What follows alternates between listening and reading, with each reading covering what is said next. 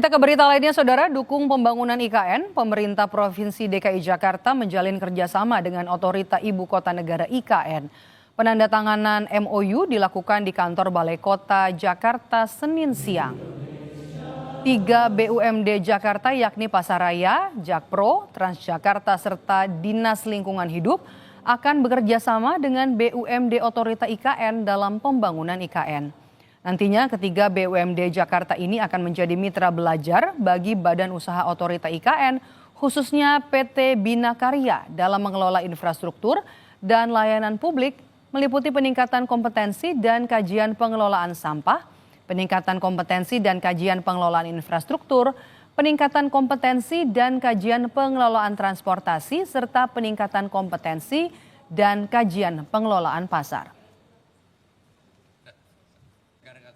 Kita melakukan kerjasama, pemerintah Jakarta memberikan dukungan sepenuhnya untuk kelancaran keberlangsungan pembangunan yang ada di IKN. Kerjasama dilakukan oleh BUMD Otorita IKN dengan 3 BUMD Jakarta, yaitu Pasarjaya, Jakpro, dan Transjakarta, serta Dinas Lingkungan Hidup.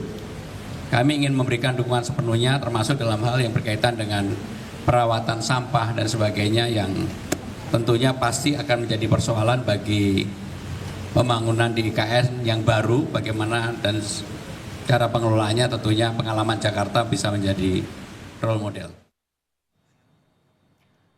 Sementara itu, Kepala Otorita Ibu Kota Nusantara OIKN Basuki Hadi Mulyono bilang akan segera menerima penyerahan aset dari pembangunan yang telah dilakukan kementerian terkait, di antaranya kantor kepresidenan hingga hunian ASN. Basuki juga menambahkan Badan Usaha Otorita yakni PT Bina Karya akan belajar kepada BUMD di DKI Jakarta dalam pengelolaan infrastruktur hingga sampah di IKN. Dari Otorita IKN kepada pemerintah Provinsi DKI Jakarta akan segera menerima penyerahan aset dari pembangunan yang dilakukan oleh kementerian. Okay?